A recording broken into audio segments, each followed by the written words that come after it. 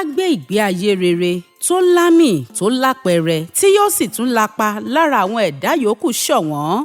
Bẹ́ẹ̀ kò wọ́pọ̀ nínú ẹni tó lòṣẹ̀mí láyé tó lè fọwọ́ rú ẹ̀ sọ̀yà. Àmọ́ ẹni orí ṣàdá kò ṣeé farawé. Ní ti Ọ̀túnba Dr. Adékúnlé Olúbọ́lá Hassan, níṣe ló gbégbé ayé tó lapa rere lára àwọn ẹ̀dá. Ó lòṣẹ̀mí ẹ̀ láti fi ṣiṣẹ́ sin ọmọnìyàn. Àníṣe gbogbo igi télégbèdè rẹ̀ bá fọwọ́ bà lára nínú àwọn ìṣẹ̀mí yòókù ló ń dún kòlákòlá. Gẹ́gẹ́ bí ọmọọlá, ẹni abí látinú ọrọ̀, ọmọ ìdílé ọba Jàdíàrà tí Dr. Adékúnlé Olúbọ́lá Hassan ti jáde, ó yẹ kó fẹlá, kó fọmọ ọba hàn, kó sì ṣe fújà lágbo. Kò ṣàìṣe bẹ́ẹ̀, ṣùgbọ́n bẹ́ẹ̀ ló tún lo ọ̀pọ̀ nínú ìgbé ayé rẹ̀ fún odidi ọdún 64 lókè èèpẹ̀ láti fakọyọjú ọ̀pọ̀ akẹgbẹ́ rẹ̀ lọ nínú ká ṣiṣẹ́ olóore, ká ṣèrànwọ́ fáláìní, ká jẹ́ kí àwùjọ wa ó dára sí i. Ṣe bí àríṣe la rí kà. Bẹ̀rẹ̀ látorí ilé ìwòsàn ìtọ́jú ojú The Eye Foundation Hospital tó jẹ́ òléwájú nínú àwọn onímọ̀ tí ń ṣètọ́jú àti ìwòsàn àìsàn ojú ńlẹ̀ yìí, léyìí tó dá sílẹ̀ lọ́dún 1993 níbi tí wọ́n ti ń ṣèwòsàn tún fi ìmọ̀ kún mọ̀ kẹ́kọ̀ọ́ gboyè. Ibùdó ìkẹ́kọ̀ọ́ gboyè ìmọ̀ ìjìnlẹ̀ kejì àkọ́kọ́ rú rẹ̀ tó jẹ́ aládàánílẹ̀ Nàìjíríà ló jẹ́ fún gbogbo àwọn onímọ̀ nípa ìtọ́jú ojú. Ìpìlẹ̀ lèyí jẹ́ fún àjọ tó ń ṣèrànwọ́ ìtọ́jú nípa ojú fún àwùjọ, ìyẹn Eye Foundation Hospital and District Community Vision Institute. Eléyìí tó wá padà wá di àjọ Kunle Hassan Eye Foundation Academy kẹfà.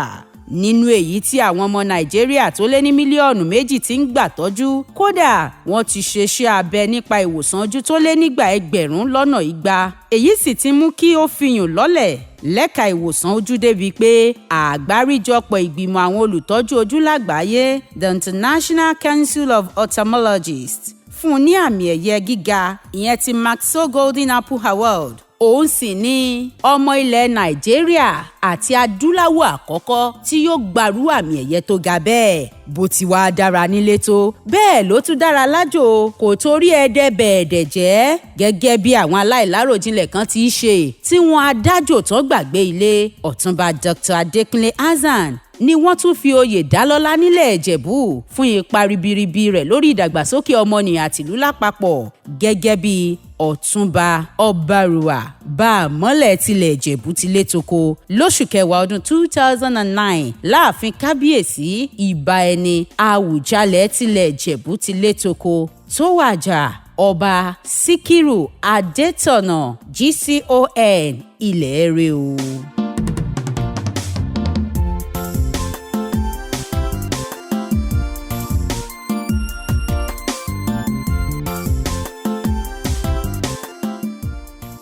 Ní ti iṣẹ́ ìlú ẹ̀wẹ̀, Ọ̀túnba Dr. Adékúnlé Olúbọ́lá Hassan kì í ṣe ẹni àáfojú rénà, torí pé kì í ṣàfojúfẹ́ni má fọkàn fẹ́ni. Kódà kò ya afẹ́ ajẹmáfẹ́ ayó tí fúnni lóko ìdí ọ̀pẹ ro.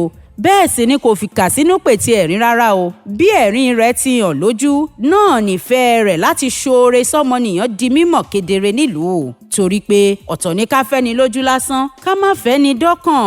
Ó fi ìfẹ́ hàn sí tẹrú tọmọ bí ẹni tó gbàgbọ́ pé ohun gbogbo tẹ̀dá bá ní láyé, àyọ̀ǹda rẹ̀ fún látòkè wá ni o, kó lè fi ṣayé lóore. Ìdí nìyí tí ọ̀pọ̀ ènìyàn ṣe lè fi gbogbo ẹnu sọ pé àríkọ́ṣe pípé nípa jíjẹ́ ìrànwọ́ fẹ́ni tó nílò rẹ̀ lójú ọjọ́ gan-an ni Ọ̀túnba Dr. Adékúnlé Hassan. Everything in life is source. Gbogbo ohun tẹ́dá bá ti ń ṣe láyé ló ti kọ́kọ́ máa ń wà nínú kó tó farahàn lóde. Èyí sì máa ń yéni sí i bàbá tí ń gòkè sí láyé. Pẹ̀lú àròjinlẹ̀ nínú ẹ̀mí ni òye yìí ó fi yé ni pé kò sóhun tá a mú wáyé, kò sí sóhun tá a máa mú lọ. Bó bá wá rí bẹ́ẹ̀, ohun kan ṣoṣo téèyàn nílò láti gbé ṣe ni láti pinnu pé kóun tara èèyàn sí Ọlọ́run ọba, èyí gan dẹ̀ nìsìn tòótọ́. Wẹ́rẹ́wẹ́rẹ́ ní ṣíṣẹ̀ǹtẹ̀lé náà ló máa ń bẹ̀rẹ̀. Bẹ́ẹ̀ gẹ́lẹ́ náà ni tèmi náà rí. Mo nífẹ̀ẹ́ ọmọnìyàn látọkàn wá. Eléyìí sì ni èrò tó jẹ́ títọ́ pẹ̀lú pé láyé yìí o, mo fẹ́ fi ìmoore hàn sọ́lọ́run fún tèmi náà àti pé ohun tó fún èmi náà mo fẹ́ fi ṣayé lóore láti fa àwọn ẹlòmíì sókè.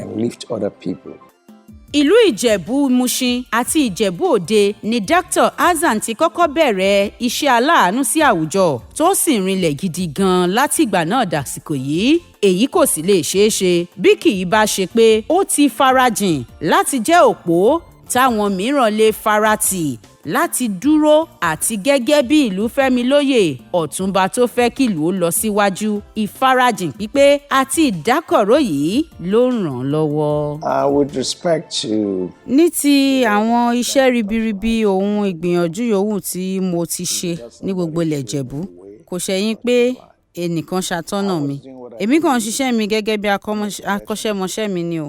Èmi ń gbìyànjú láti fi kan yí kan kí n lè rí dájú pé kò sẹ́nì kankan tó máa kojú ìṣòro ìríran àbí pé bóyá nítorí owó ni wọ́n ṣe nílè rí ìtọ́jú ojú tó dàgbà rárá o. Ìlànà ká gbà lọ́wọ́ ẹni tó ní fẹ́ni tí ò ní yìí lèmi ń lò láti lè fi kó gbogbo èèyàn mọ́ra. Mo wá rò pé bóyá gbogbo bí mo ṣe ń ṣe léyìí nílẹ̀ Ìjẹ̀bú ló mú kí kábíyèsí Àwùjalẹ̀ tó gbéṣẹ̀ Ọba Síkírù Káyọ̀dé Adétọ̀nà náà mọ rírì mi. A kọ́kọ́ pàdé níbi ètò ayẹyẹ ìgbéyàwó ìbátan mi kan ni. Níbẹ̀ láti jọ sọ̀rọ̀ pọ̀ ní bàbá wa sọ pé ṣé ò ní ṣe kankan fún ilẹ̀ Ìjẹ̀bú ni pẹ̀lú bó ti ṣe ń ṣe dáadáa káàkiri àgbáyé. Èmi wá fèsì pé bàbá bí ààfo rẹ̀ bá ṣí sílẹ̀ a máa ṣe bá ṣe bẹ̀rẹ̀ nìyẹn o. Mo sì wá ojú Ọlọ́run lórí ẹ̀ àmọ́ ó là wá lóògùn púpọ̀ láti lè rí dájú pé àwọn èèyàn gba ìtọ́jú láti ríran padà. Kódà a ṣètọ́jú àwọn míì tó jẹ́ pé wọn bá tẹ̀ ti fọ́ lójú pátápátá. Mo wá rò pé bóyá eléyìí ló wú kábíyèsí Àwùjalẹ̀ lórí tí bàbá fi wò pé gẹ́gẹ́ bí ìṣe wọn tán máa ń ṣe torí wọ́n máa ń fi oyè ọ̀túnba dá àwọn tó bá fakọyọ lọ́lá gẹ́gẹ́ bí ìwúrí fún parere wọn láwùjọ. Orí sì ka èmi náà mọ́ wọn. Bàbá fi èmi àti aya mi jẹ yèyé ọ̀túnba àti ọ̀túnba. Bá ṣàṣe dẹni tí ó joyè nìyẹn o. That's how the title came upon. Iṣẹ́ àánú fún ìdàgbàsókè ọmọnìyàn àti ìlú kò rọgbọ bẹ́ẹ̀ fún Dr. Hassan o. Àmọ́ ṣá ó ń ṣe ohun gbogbo tọ́wọ́ rẹ̀ bá láti ṣe láti inú ọkàn wá ni kò wá jẹ́ kó nira fún láti ṣe é. Níṣe ló máa ń gbájúmọ́ ohun gan-an táwọn aráàlú bá nílò lásìkò kan pàtó tí yóò sì rí dájú pé òun bá wọn yanjú ẹ̀ kó tún tó máa dáwọ́lé òmíràn. I've been involved in school. Mo ti máa ń ṣagbátẹrù ìpèsè ẹ̀kọ́ ọ̀fẹ́ púpọ̀. Kódà ọ̀pọ̀ àwọn tó ti kẹ́kọ̀ọ́ gboyè bíi dókítà báyìí nínú wọn ọ̀pọ̀ ti làmìlaka láwọn ẹ̀ka iṣẹ́ akọ́ṣẹ́mọṣẹ́ mìíràn. Èmi ò kí ń ṣe òǹkà ìrànwọ́ tí mo bá ṣe o rárá o. Mi kì í ṣe mi kì í sìn règún pé bóyá nǹkan kan báyìí ni mo ṣe bóyá mo fáwọn ọmọ kan lẹ́kọ̀ọ́ ọ̀fẹ́. Àìmọye àwọn yàrá ìkẹ́kọ̀ọ́ ta ti kọ́ fáwọn ilé ẹ̀kọ́ alákọ̀ọ́bẹ̀rẹ̀ primary school lójúlé 5 tó tẹ̀ jẹ́ lẹ́ẹ̀kọ́ àwọn mùsùlùmí. A ti ṣètò pínpín oúnjẹ ọ̀fẹ́ fún ni. Gbogbo ẹ̀ kàn máa ń wá láti fi tọmọnìyàn ṣáájú ni pé ohun yòówù tí mo bá ṣe yóò ṣáà nípa lára àwọn èèyàn ní tààrà kì í ṣe ohun tó bá fẹ́ fún wọn. Ohun tó ṣe pàtàkì jù ni kí èèyàn àwùjọ ṣáà ti ká tòótó kí kálukú lè gbọ́ bùkátà ara ẹ̀ fúnra rẹ̀. The need of the society. Títí di òní olónìí ọ̀gọ̀ọ̀rọ̀ nínú àwọn ọmọ ilẹ̀ Nàìjíríà tó ń ràjò lọ sókè òkun ni wọn kì í fẹ́ ṣẹ́rí padà wálé mọ́. Àmọ́ kò rí bẹ́ẹ̀ fún ti Dr. Hassan. Kì í ṣe pé àjò ò dùn tó o àmọ́ ọ̀pọ̀ wọn kì í tilẹ̀ gbèrò láti tàjòdé rárá ni. Irú èrò yóò wá sí lọ́kàn Dr. Hassan. Ó ràjò ó sì máa ń ní lọ́kàn láti ṣẹ́rí padà wálé kó lè wá ṣèrànwọ́ fáwọn ọmọ Nàìjíríà lábẹ́lé. Kódà ó ti ní àfojúsùn ṣáájú kó tó padà wá sílé pé òun fẹ́ wálé láti wá dí àwọn ààfo ọgbọ́n àmúṣe àtinúdá kígbé ayé ọ̀pọ̀ ó lè yí padà káwùjọ wa ó sì gbèrú sí lábẹ́lé. I made up my mind when I was 40. Mo pinnu lọ́kàn mi pé bí mo bá ti lè pé ọmọ 40 ọdún mo máa padà wá sílé. Mo sì ṣe bẹ́ẹ̀ lọ́mọ 40 ọdún. Mo bẹ̀rẹ̀ àjọ tó ń ṣètọ́jú ojú yìí nínú yàrá kan péré ní ojúlé 21 ní Ribadu. Kódà mò ń pínlẹ̀ ìwòsàn ọ̀kan nínú àwọn ọ̀rẹ́ mi lónìí. Bá ṣàṣe bẹ̀rẹ̀ nìyẹn. Àmọ́ láàárín àsìkò díẹ̀ mo wá fiyèsí pé ọ̀pọ̀ èèyàn ló máa nílò ìtọ́jú ojú yìí. Mo tẹ̀ gbìyànjú láti lọ fọwọ́sowọ́pọ̀ pẹ̀lú ilé ìwòsàn ńlá ńgbà yẹn àmọ́ kò bọ́ sí.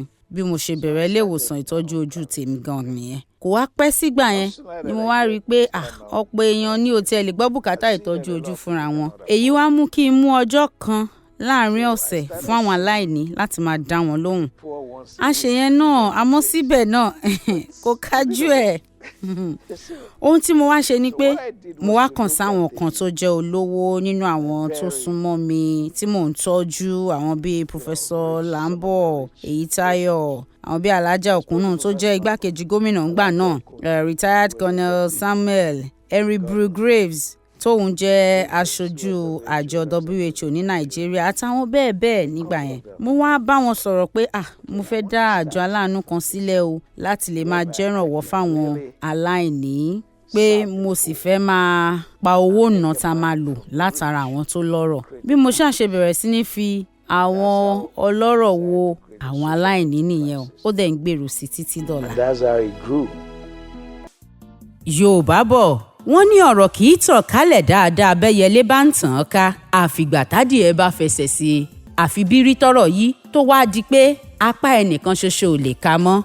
Then I realized. Nígbà tó yá mo rí gbangba pé ẹrù yìí wúwo pó kọjá ohun tí mo lè dá gbé. Mo wá pinnu láti máa kọ́ àwọn mìíràn kó lè rọrùn. Mo ti kọ́kọ́ fẹ́ darapọ̀ mọ́ ilé ìwòsàn Lutz nígbà yẹn bóyá kájọ máa kọ́ àwọn èèyàn, ṣùgbọ́n wọn gbà wá wọlé. Eléyìí wá mú kí n pé díẹ̀ lára àwọn ojúgbà mi lókè òkun. Àwa jọ dá ẹ̀ka ẹ̀kọ́ kárí ayé yìí sílẹ̀ láti máa kọ́ àwọn èèyàn nílé ìwòsàn ni.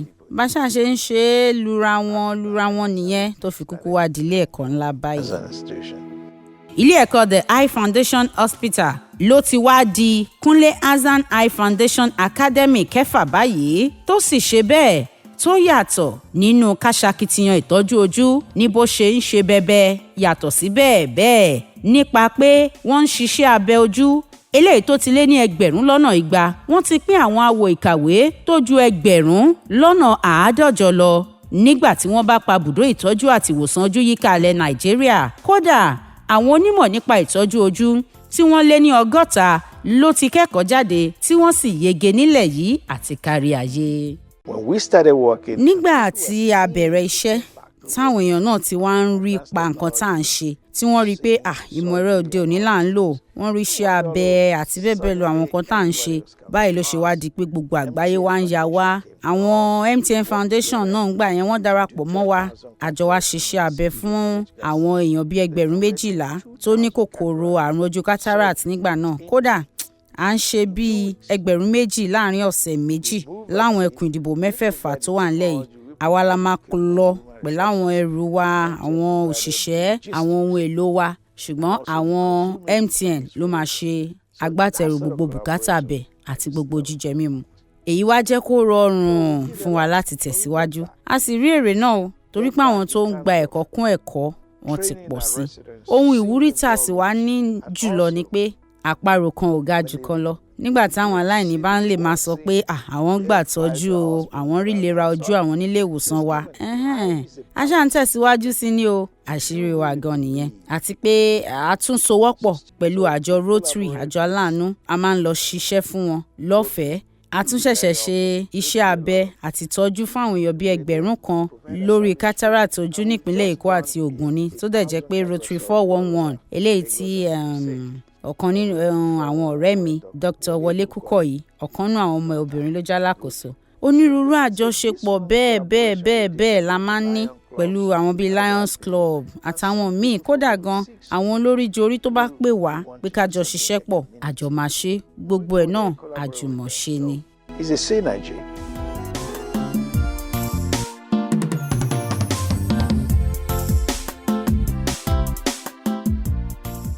Ṣé àríṣe báyìí àríkà sì ní bàbá ìrègùn. Ìpèdè pé torí ìrègùn là á fi ṣoore kò máa fi bẹ́ẹ̀ fẹsẹ̀ múlẹ̀ nípa ìgbé ayé káṣọmọ aráyé lóore ká jẹ́rànwọ́ fọ́mọnìkejì lásìkò àìní nípa ti Ọ̀túnba Dr. Adékúnlé Olúbọ́lá Hassan. Ohun gbogbo tó ní nínú ìṣẹ̀mí ẹ̀ ló lò láti fi ṣàánú fáwọn tó nílò rẹ̀ lásìkò láìsí máa retí èrè látọ̀dọ̀ ẹnikẹ́ni. Ìdí ni pé ó ti pinnu láti gbìyànjú pé òun ó ṣèwọ̀n tóun lè ṣe lásìkò tóun káyé ó lè dára sí i. Personally, my footprint. Ohun tí mo fẹ́ kí wọ́n fi máa rántí mi ni pé ṣáájú náà àdúrà mi ni pé káwọn ọmọ mi jù mí lọ ní gbogbo ọ̀nà, ṣùgbọ́n àwọn náà gbọ́dọ̀ ṣàpọ́n ni o kí wọ́n lè ní lóòótọ́ èmi ti lànà sílẹ̀ fún wọn o láti lè fi máa mọ́lé lórí kọ́ má wàá rò pé bóyá àwọn kò lè dédé níbẹ̀ àwọn náà máa ṣiṣẹ́ fún ni kọ́n dẹ̀ máa rò lọ́kàn wọn pé èèyàn mélòó lèmi ti ṣe lóore ǹjẹ́ ayé ti dá a sí ju tàtẹ̀yìnwá lọ nípasẹ̀ mi ǹjẹ́ mo tiẹ̀ ti lapa rere láyé àwọn èèyàn bí ǹjẹ́ ṣé ohun tí mò ń ṣe yìí ṣé wọn ò ní fi gbàgbé mi láéláé lóòótọ́ kò sẹ́ni tó pé tán o ṣùgbọ́n èrò yìí gan-an ló máa ń wà lọ́kàn mi tó dẹ̀ ń ṣe atọ́nà fún àjọ ìpèsè ìtọ́jú ojú títí dòní èyí ni mo dẹ̀ fẹ́ kàn fi máa rántí mi pé èmi kópa tèmi ó ti tàn ayé á lè máa lọ síwájú sí i àwọn òun ló dẹ̀ máa sọ èmi ò ní lè máa sọ ṣùgbọ́n mo gbàdúrà sọ́lọ́run ọba o kó fún mi ní ọgbọ́n àti ìpinnu ọkàn láti lè ṣàṣeyọrí nínú àfojúsùn ìran mi yìí. Do my best to do what I can. Bí àfojúsùn ẹnìkan ò bá jọra wọn tí èròǹgbà rẹ̀ sì fẹ́ forí ṣọpọ́n á jẹ́ pé bóyá irúfẹ́ èèyàn bẹ́ẹ̀ kò ní àníyàn àti èròǹgbà tó kún tó ni tàbí kó jẹ́ pé kò ní í lapa rere láwùjọ ní ti Dr. Hassan. Ó sọ díẹ̀ nípa àníyàn rẹ̀ kí àfojúsùn jíjẹ́ ìrànwọ́ àti ẹlẹ́yinjú àánú fọ́mọ aráyé lè fẹsẹ̀ múlẹ̀ tó jẹ́ pé ó sì ń fọhùn síbẹ̀síbẹ̀ kódà títí de ìran tó ń bọ̀ wá lẹ́yìn ọ̀la. From the word go. Láti ìbẹ̀rẹ̀ ni mo ti bẹ̀rẹ̀ pẹ̀lú ìpinnu ọkàn pé tí n bá ti lè bẹ̀rẹ̀ o mo fẹ́ kí ilé ẹ̀kọ́ náà jẹ́lẹ̀ tí ó máa múra àwọn èèyàn sílẹ̀ láti lè máa ṣiṣẹ́ gan ni. Àbẹ́ ẹ̀ gbọ́ ṣẹ̀rílẹ̀ Nàìjíríà ẹ̀ ó dára púpọ̀ ó dẹ̀kun fún ọ̀pọ̀lọpọ̀ àwọn tó ní àbùdá rere ṣùgbọ́n àìfẹ́ ṣe látọkàn wá nípèníjà ta ní. Bẹ́ẹ̀ bá rí tí wọ́n bá ń ṣe dáadáa láwọn orílẹ̀-èdè òkè òkun lọ́hùn kò ṣẹ̀yìn pé àwọn èèyàn ibẹ̀ nípinnu àtọkànwá àti ọgbọ́n àmúṣe àtinúdá káyé lè rọrùn dáadáa. Ìdí nìyí táwọn náà fi wá ń sa gbogbo ipá lọ́tùn lósì táwọn náà fi ń wò pé ká mú kí àwùjọ wa kó dára sí i nípasẹ̀ ìdásílẹ̀ àjọ olùtọ́jú ojú débi pé àwọn èèyàn ti wá tẹ́wọ́ gbà gan pẹ̀lú ìfọkàntẹ̀ tó dá nínú ẹ̀. Kò sẹ́nì kankan tó jẹ gàba o èmi gan alára gan pàápàá mi lè dákọ̀wé sọ̀wédowó kankan fún yàn jáde àjọ máa ṣe ni àjùmọ̀ṣe gbogbo wa nìdí nìyí tó jẹ́ pé àwọn èèyàn rere tí wọ́n yí wa ká àwọn bíi Prince Uche láti business school Mr. Olùsànyà òun náà wà lára wa gbogbo ẹ̀ náà kó ṣàlè jọra wọn àjùmọ̀ṣe wa ni. Create a sustainable institution. Síwájú sí i Dr. Hassan sọ nípa ayọ̀ ọkàn rẹ̀ èyí tó máa ń ní nígbà yòówù tó bá ti rí i pé àwọn èèyàn ń fakọyọ nípasẹ̀ ìrànwọ́ tó ń ṣe fún wọn ó ní eléyìí gan-an ló jẹ́ ìwúrí tó ga jùlọ níwọ̀n bí ìlú bá ti ń tẹ̀síwájú táwọn tí ò sì rọ́wọ́ orí tẹ́lẹ̀ ti ń gbèrú sókè wẹ́rẹ́wẹ́rẹ́. Everybody is endowed. Kò sẹ́ni tí adẹ́dàá kò fún ní ọgbọ́n inú o tó tó láti lè fi ṣèkáwọ́ ìṣẹ̀mí ẹ̀ láyé ń bí. Kò dẹ̀ sẹ́nì kan tí ò lè mú àyànmọ́ ẹ̀ṣẹ̀ yálà ó ṣèrànwọ́ fún o àbòtẹ̀ ṣèrànwọ́ fún o ó máa mú àyànmọ́ ẹ̀ṣẹ̀ torí náà tó bá wá jẹ́ ìrànwọ́ fẹ́ nìkan rí bí àǹfààní lásán torí pé oníkálukú ló máa débi tó fẹ́ dé láyé. Ìdí nìyí tá a fi nílò láti la àwọn èèyàn wa lọ́yẹ̀ kí wọ́n lè ní ìyípadà ọkàn pẹ̀lú àìbìkítà nípa wíwo ariwo ọjà. Lóòótọ́ bó bá gbàgbọ́ nínú ara rẹ̀ ayé aṣọ ẹ lórúkọ o àmọ́ láì yẹsẹ̀ pẹ̀lú ìpinnu ọkàn wẹ́rẹ́wẹ́rẹ́ wàá padà ṣàṣeyè lẹ́yìn ọ̀rẹ́ yìí. Ṣàṣà èèyàn ní ṣàṣeyè tálákàn ṣepo bí wọ́n bá dáwọ́lé nǹkan pàápàá tó bá jẹ́ ohun tí ò fi bẹ́ẹ̀ tí ìwọ́pọ̀ láwùjọ tẹ́lẹ̀ rí àmọ́ ẹni orí bá ti sàlámì ẹni orí ṣàdá kò ṣeé fojú rénà. Dr. Hassan tó ṣàṣeyọrí nípa ìdásílẹ̀ ilé ìwòsàn ìtọ́jú ojú yìí kò yani lẹ́nu lọ títí o. Ìdí abájọ ni pé ó ti ní àfojúsùn ńlẹ̀ tẹ́lẹ̀ bẹ́ẹ̀ mọ́ bá sì ti lójúpò kó lè ṣe arẹ́sà. I was lucky. Mo ní àǹfààní láti padà wá sílé láti wá dáwọ́lé ohun tó tọ́ débi pé tá bá tẹ̀ lọ sí àwọn ìpàdé àwùjọ àgbáyé tó jẹ́ àpérò àwọn onímọ̀ nípa ìtọ́jú ojú ní Amẹ́ríkà bíi Royal College of Surgeon Conference tá a sì ń sọ nípa rírí wa ńlẹ̀ Nàìjíríà wọ́n wá ń kọ ní o pé ọ̀nà wo lẹ wá ń gbé gbà láì jẹ́ pé tiẹ̀ rírànwọ́ owó náà gbà látòkè òkun. Àwa náà dẹ̀ ṣàlàyé pé níṣe là ń fọwọ́ wẹwọ́ o pẹ̀lú àwọn tó ní láti fi ṣètọ́jú fáwọn tí ò ní báyìí ni wọ́n ṣe wá tẹ́wọ́ gbà wá dáadáa. Láàrin ọdún méjì tí mo fi wà ń bí, wọ́n ti yàn mí sínú ipò ìgbìmọ̀ tó ga jùlọ fún ẹgbẹ́ àwọn tó ń tọ́jú ojú lágbàáyé. Èyí sì ni ìgbìmọ̀ tó ga jùlọ kárí ayé. Àwa lè dépò yìí torí pé tiwa yàtọ̀ sí tàwọn míì tó jẹ́ pé owó àwọn òyìnbó yìí náà máa ń béèrè fún, ṣùgbọ́n àwa ń wá owó náà fúnra wa. Àwọn èèyàn rere kọ̀ọ̀kan náà ńlẹ̀ Nàìjíríà wọ́n dẹ̀ ń ṣàtìlẹ́yìn fún wa. Àìmọye ìgbà ló ti ṣàgbékalẹ̀ ìdánilẹ́kọ̀ọ́ ní àwọn àpérò àwùjọ àgbáyé ńlá káàkiri. Bẹ́ẹ̀ ló sì ti kọ ọ̀pọ̀ ìwé àti ìlànà àtẹ̀lé léde nínú àwọn àkójọpọ̀ ìwé ìmọ̀ nípa ètò ìlera ìtọ́jú ojú. Kódà ó máa ń ṣàlàyé nípa ìrírí rẹ̀ lórí ìtọ́jú ojú ilẹ̀ Nàìjíríà fún àwọn àwùjọ àgbáyé láti lè ṣàmúlò rẹ̀ ṣe bí ìrírí kúkú ṣàgbà. Mo rò pé ohun àkọ́kọ́ tó yẹ láti bójútó ní ọ̀rọ̀ ìtọ́jú ojú láti ẹ̀ka ìpèsè ètò ìlera alábọ́dé láti bẹ̀rẹ̀ pẹ̀pẹ̀. Torí pé bẹ́ẹ̀ bá lọ sọ́pọ̀ àwọn ilé ìwòsàn alábọ́dé níjọba ìbílẹ̀, ọ̀rọ̀ ìtọ́jú ìlera nípìnlẹ̀ fún aráàlú, ọ̀rọ̀ tójú yìí kò fi bẹ́ẹ̀ sí tẹ́lẹ̀. Bí àpẹẹrẹ nípìnlẹ̀ Ògùn, àwọn ìjọba ìbílẹ̀ 18 tó wà láti lọ ṣèdánilẹ́kọ̀ọ́ fáwọn nọ́ọ̀sì tó wà ńbẹ̀ káwọn náà tiẹ̀ lè máa gbìyànjú tàbíọ́bíọ́ láti ṣètọ́jú ìpìlẹ̀ fún ojú kó tó wá dípò máa fẹ̀jú púpọ̀. A dẹ̀ máa ń ṣètò àyẹ̀wò àti ìtọ́jú ojú bẹ́ẹ̀ káàkiri. Eléyìí ló tiẹ̀ wá mú kí wọ́n gbóṣùbà fún wa fún ìlànà fífi ìtọ́jú ojú bọ inú ìpèsè ètò ìlera alábọ́dé torí eléyìí gan-an ló lè rọrùn jù láti lè fi kàn sí àwọn tó nílò ìtọ́jú ojú lẹ́sẹ̀ kúkú. Òmíràn ni ọ̀rọ̀ àìsàn ojú glaucoma tó máa ń fa ìfọ́jú yányán, ó sì máa ń jà púpọ̀ láàrin àwọn èèyàn dúdú. Irúfẹ́ ìtọ́jú táwọn aláwọ̀ funfun dẹ̀ lè pèsè rèé kò lè tó fún wa láti fi rírú ìtọ́jú àti ìwòsàn tó yẹ láàrin àwọn èèyàn dúdú. Eléyìí ló wá ṣàtọ́nà wa láti lè ronú jinlẹ̀ pé ọ̀nà wo ló dára jù láti fi ṣètọ́jú glaucoma yìí tó sì tún jẹ́ eléyìí tó wà láàrin àwọn òyìnbó tó jẹ́ aláwọ̀ dúdú, àwọn Black Americans. Eléyìí wá jẹ́ kí a ronú lórí ọ̀nà míì tó máa dáa jù láti fi ṣètọ́jú àrùn ojú yìí. Ṣebí wọ́n ní adìyẹ kì í níyì nílé àfìgbà tó bá dájò. Àwọn àwùjọ àgbáyé gan fi gbogbo ara mọ rírì àjọ ìpèsè ìtọ́jú ojú náà. Níwọ̀n bí a ti ṣàṣeyọrí tó bẹ́ẹ̀ débi pé àwọn lájọ lágbàáyé gan wọ́n kan sára sí wa. Kódà ó débi tí mo fi gba àmì ẹ̀yẹ tó ga jùlọ tó dẹ̀ jẹ́ pé nípasẹ̀ àtinúdá ìfarajìn ìfẹ́nisọ́mọ ènìyàn wa òun la fi débi tá a dé tó dẹ̀ dára jùlọ tó jẹ́ pé ó wà ńlẹ̀ fáwọn ìran tó ń bọ̀ lọ́nà.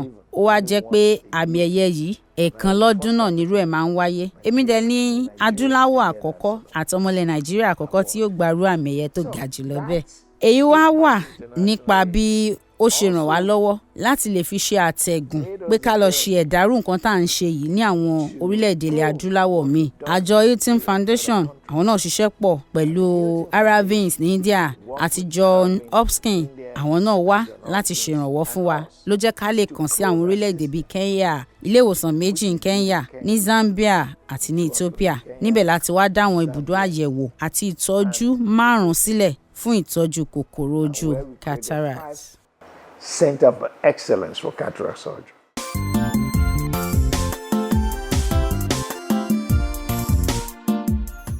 Ṣé bí ọ̀pẹ̀rẹ̀kẹ́tẹ̀ bá ṣe ń dàgbà sí i ni inú adá imọ̀ á máa bàjẹ́?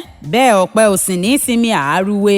Ohun táwọn alátakò ń rere ò mọ̀ ni pé níṣe làwọn máa ń fagbára kó ẹni tí wọ́n ṣe kèéta rẹ̀. Bẹ́ẹ̀ gẹ́lẹ́ lọ̀rọ̀ Ọ̀túnba Dr. Kunle Hassan ṣe rí ní bó ṣe kojú ọ̀pọ̀ ìlàkọjá, ìdojúkọ àti inúnibíni. Bó ṣe ń gbìyànjú kí ìtọ́jú ojú tó péye ó lè wà lásìkò fáwọn tó nílò rẹ̀ àti ìrànwọ́ fáwọn aláìní láwùjọ làwọn amóoresún ní í ṣe kan ò sinmi àtakò. Ṣùgbọ́n ìdákòrò ọkàn ìṣoore tó ti ní kò jẹ́ kó wo bẹ̀ rárá. Dípò èyí níṣe ló tún fojoojúmọ́ gbèrú sí i. So from the word go. Látara ọ̀rọ̀ pé tí ẹ bẹ̀rẹ̀ náà ló fi máa ń kan jíjẹ́ ìtẹ́wọ́gbà. A padà wá sílẹ̀ Nàìjíríà pẹ̀lú ohun ọ̀tun. A ní èròǹgbà pẹ̀lú rírí tiwa.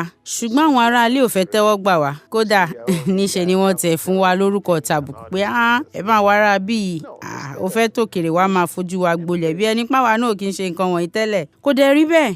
kò tiẹ̀ yẹ kó rí bẹ́ẹ̀ rárá torí dípò kí wọ́n ṣe léyìí ṣe ló yẹ kí wọ́n fọwọ́sowọ́pọ̀ kán fọwọ́ wẹwọ́ pẹ̀lú wa kò dára tó. Mo gbéra láti lọ ṣàtótónu ìdánilẹ́kọ̀ọ́ nílé ẹ̀kọ́ gíga fásitì nígbà tó tẹ̀ mọ́ tó àsìkò díẹ̀ wọ́n ní kò sáàyè. A gbìyànjú tí wá ṣá torí gbogbo àwọn ìpèníjà yẹn la fi ṣàtẹ̀gùn láti fi ara wa hàn pé a fẹ́ dánilẹ́kọ̀ọ́ a fẹ́ fìmọ̀kúmọ̀ fáwọn èèyàn ìdí sì nìyí tí wọn ò ṣe lè kọyọ wa kéré láwùjọ àgbáyé nínú àwọn ilé ẹ̀kọ́ tó ń kọ́ni nípa ohun gbogbo tó jẹ mọ́ àyẹ̀wò àti ìtọ́jú ojú.